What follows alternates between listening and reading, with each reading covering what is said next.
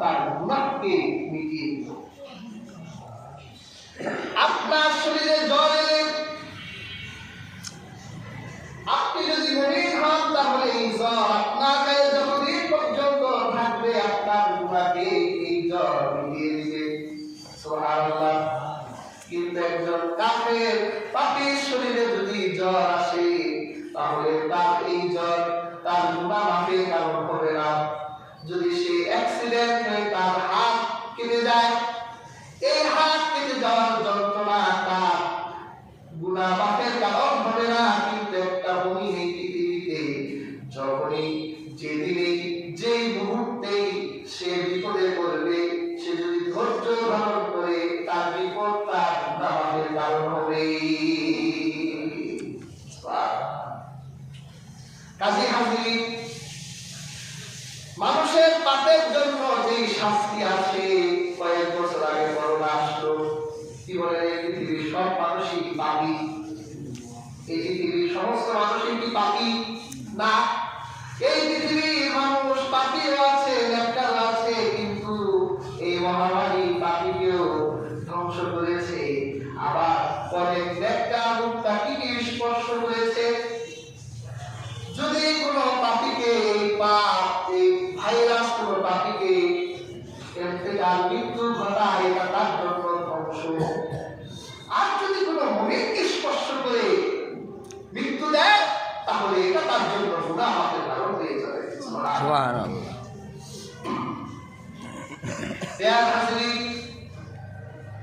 এই যে আল্লাহ সুবহানাহু ওয়া তাআলা মাঝে এইভাবে মানুষদেরকে আল্লাহ বিপদ দেয়, এটা মানুষের হাতের কামাই। এখন অনেক মানুষ প্রশ্ন করে, হুজুর পাপের বিচার যদি দুনিয়ায় হয় তাহলে আখিরাত কেন? কি বলেন? প্রশ্নটা হয় না? আমাকে এক লোক প্রশ্ন করেছিল যে হুজুর আপনারা বলেন যে পাপের শাস্তি দুনিয়ায় হয়, তো দুনিয়ায় পাপের শাস্তি হলে আখিরাতে বিচারের মান আল্লাহ রাখবে। তখন আমি জবাব দিলাম যে বাচ্চা যখন স্কুলে পড়ে, সব বাচ্চা পড়া পারে? অনেক বাচ্চারা পড়া পারে না, দুষ্টামি করে, তখন শিক্ষক ওই বাচ্চাকে চুমু দেয় না বেতের বাড়ি দেয়? এখন ওই ছাত্র যদি বলে যে স্যার আমাকে আপনি বেতের বাড়ি দিলেন কেন? সামনে তো পরীক্ষা আছে, পরীক্ষার পর আমি যদি ফেল করি তাহলে না আমাকে মারবেন, আগে মারলেন কেন? বিচার আগে করলেন কেন? বিচার তো পরে হবে। তখন শিক্ষক চালাক করে বলবে যে তোমাকে আগে এই জন্য মারছি যাতে তুমি পরীক্ষায় পাস করে যাও, ঠিক না? যাতে তুমি ভালো হয়ে যাও। আল্লাহ মাঝে মাঝে তোমাদেরকে বিপদ দেন, জয়স্থলে তোমাদের শাস্তি দেন, এটা আখিরাতের বিচারের জন্য নয়, বরং তোমাদেরকে একটু শাস্তি দিয়ে আবার মহান রবের কুদরতি রহমতের কুদরতের ভিতর তোমাদেরকে নিয়ে আসতে চায় যে তোমরা ভালো হয়ে যাও। এরকম প্রমাণ পৃথিবীতেও আছে। হাজার পাপের অপরাধী অসুস্থ হয়ে গেছে, হসপিটালে বেড়ে কাতরাচ্ছে, যন্ত্রণা আর মৃত্যুর সাথে মৃত্যুর মুখোমুখি যখন সে, তখন অনেক পাপীরা এইরকম বলেছে যদি সুস্থ হয়ে যায় আর কোনদিন অন্যায় করব না।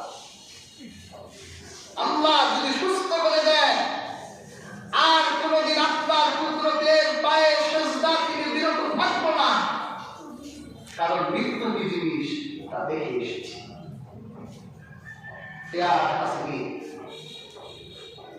আল্লাহ তাআলা কেন জনস্থলে বিপদ আপদ বালা মুসিবত, অতিবৃষ্টি অনাবৃষ্টি, খরা, অগ্নি সংযোগ মানুষের ফসলের দুর্ভিক্ষ এটা কেন দেয়?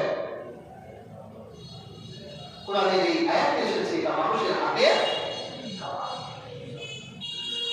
কিন্তু হাজরিন, আল্লাহ কোরআন রিসার্চ করলে দেখা যায় আল্লাহ পাক আরো অনেকগুলো এই যে হাতে কামাই করেছে, কি কি কামাই করলে আল্লাহ আকাশ থেকে এই পদার্থ দেন।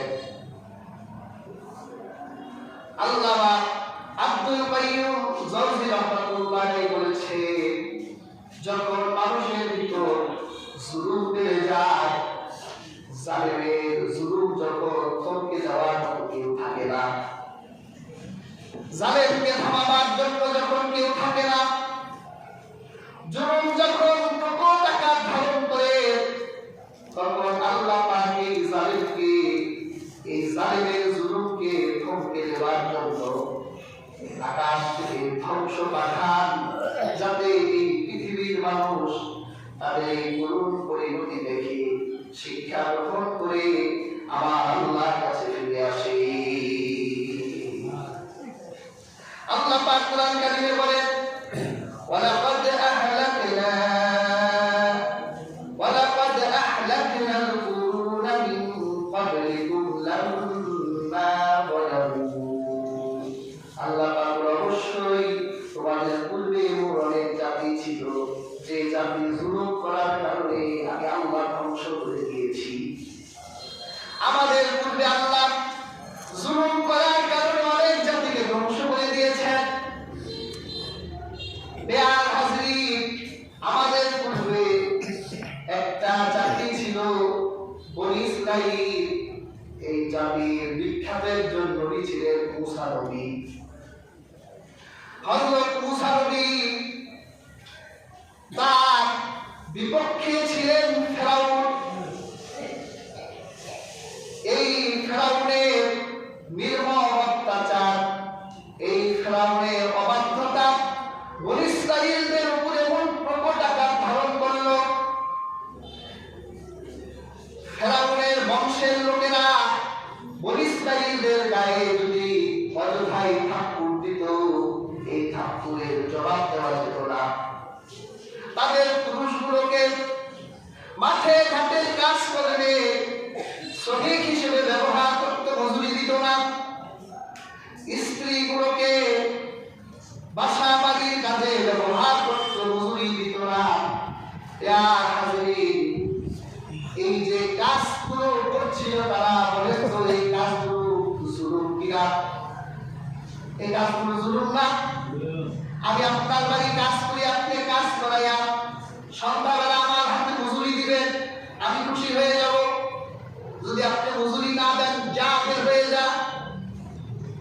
উনি তো গরিব, আপনি তো একজন সাধারণ মজুর, তার সামনে আপনি প্রতিবাদ করতে পারলেন না, সে আপনার উপর জুলুম করলো।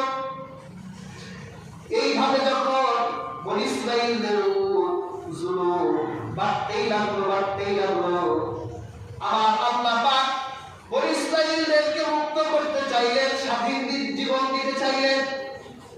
আর জালেমকে আল্লাহ পাক শিক্ষা দিতে চাইলেন। বেয়ার হাজরিন, ঘটনা সবাই জানে। ওই লোহিত সাগর পার হয়ে হযরত মূসা আর তার মজলুম উম্মতগুলো বনী ইসরাঈলগুলো পার হয়ে গেল। আর জালেম ফিরআউন আর তার বংশের সেনাবাহিনীগুলো ওই লোহিত সাগরের ভিতর নেমে গেল।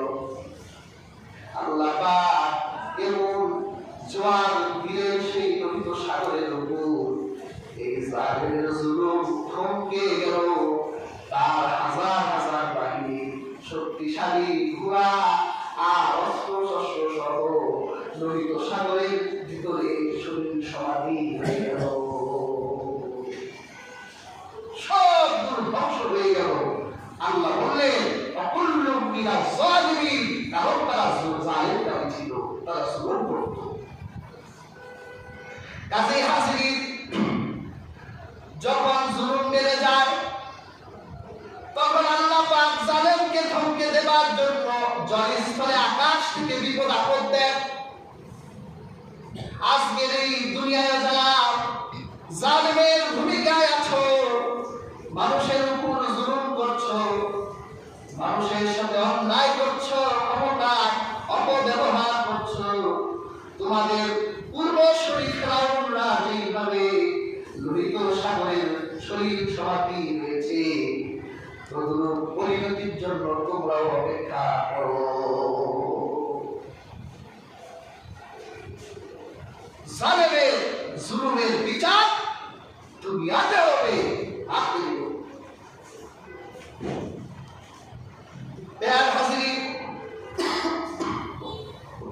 তাহলে জুলুম করলে আল্লাহ আকাশ থেকে বালা মুসিবত পাঠান, জল আদি স্থলে, আর এই মুসিবতের ভিতরে সমস্ত মানুষেরা আক্রান্ত হয়ে যায়। যদি তারা আক্রান্ত হয়, আল্লাহ এই জন্যই দেন যাতে তারা অবশেষে আল্লাহর কাছে ফিরে আসে। এরপর আরেকটি কারণ হলো নবী রাসূল এবং তার উত্তরসূরিরা আল্লাহ দ্বীনের দাওয়াত নিয়ে কোন কওমের কাছে, কোন জাতির কাছে গেলে ওই কওম আর জাতির মানুষগুলো যদি নবী রাসূল এবং তার উত্তরসূরি দায়ীদের সাথে খারাপ আচরণ করে আল্লাহ দ্বীনের দাওয়াতকে বন্ধ করে দিতে চায়, আল্লাহ দ্বীনের দাওয়াতকে যারা বাধা দিতে চায়, আল্লাহ পাক বলে এই রকম দ্বীনের বাধাকারী দাঈ ইলাল্লাহ আর নবী রাসূলের অবাধ্যকারী যখন সংখ্যা বেড়ে যায়, তাদের পাপ যখন বৃদ্ধি হয়ে যায়, তখন আল্লাহ পাক তাদেরকে ধ্বংস করে তার পরবর্তী মানুষের জন্য তাদেরকে দৃষ্টান্ত হিসেবে রেখে দেন, যাতে তারা আল্লাহর কাছে ফিরে আসে। এ আর হাজির, এইরকম শক্তিশালী একটা জাতি ছিল, যেই জাতি ছিল আদ জাতি। হযরত আব্দুল্লাহ ইবনে আব্বাস রাদিয়াল্লাহু তাআলা আনহু রিওয়ায়াত করেছে, এই আদ জাতির মানুষগুলো লম্বাই ছিল 100 থেকে 120 হাত, তাদের মাথাগুলো ছিল গম্বুজের মতো বড়, আর গায়ে ছিল তাদের এত প্রকট শক্তি, তারা পাহাড়ের গায়ে শিল্প অর্পণ করত, তারা পাহাড়ে পাহাড়ে বাড়ি বানাতো। আল্লাহ পাক এই জাতি সম্পর্কে কোরআনে বলেন, আলাম তারা কাইফা ফাআলা রাব্বুকা বিআদ। আল্লাহ তার হাবিবকে লক্ষ্য করে বলে, আপনি কি আদ জাতি সম্পর্কে, আদ জাতির পরিণতি দেখেন নাই, যে আমি আদ জাতিকে কিভাবে ধ্বংস করে দিয়েছিলাম। ইয়ার হাজির, এই আদ জাতি তারা শক্তির বড়াই করত, গায়ে তাদের শক্তি, আর তারা পাহাড়ের গায়ে সুন্দর সুন্দর কারুকার্য করত, শিল্প কর্ম করত। ধীরে ধীরে যখন তাদের দাম্ভিকতা, অহংকার, শক্তির গর্ব যখন বাড়তে লাগলো, আল্লাহ এত নিয়ামত দিয়েছিলেন এই জাতিকে, তাদের মরুভূমিতে আল্লাহ সবুজ শ্যামলিমা দিয়েছিল, খাবারের কোনো অভাব ছিল না। তারা এই ফসলের প্রাচুর্যতা পেয়ে আর খাদ্য সম্পদ নেয়, পেট ভরা থাকে তাদের, আর গায়ের শক্তি নিয়ে যখন কর্ম করতে লাগলো, আল্লাহ পাক তাদের কাছে দাওয়াতি কাজ করার জন্য আদ নবীকে পাঠালেন। তাদের ভাই আদ এসে সেই তাদের ভাই হুদ নবীকে পাঠালেন। হযরত হুদ আলাইহিস সালাম এই আদ জাতিকে বলল, ওই আদ জাতি, আল্লাহ তোমাদের গায়ে এই শক্তি দিয়েছে, এই শক্তির শুকরিয়া করো, কারণ আল্লাহ পাক গায়ে, মানুষের গায়ে এমন শক্তি অন্য কোনো জাতিকে দেন নাই। কি বলেন, আমাদের দিয়েছে, কিন্তু আমাদের বাহাদুরি কিন্তু তাদের থেকে কম না। আমরা একটু অঙ্গলে যাই, একটু সৌরজগতের বিভিন্ন জায়গায় ঘোরাফেরা করি, আমরাও তো আদ জাতি কথা বলার ক্ষেত্রে তাদেরকেও ছাড়িয়ে যায়। হযরত হুদ বলল, তোমাদের এই সুঠাম দেহ দিয়েছে, গায়ে এই শক্তি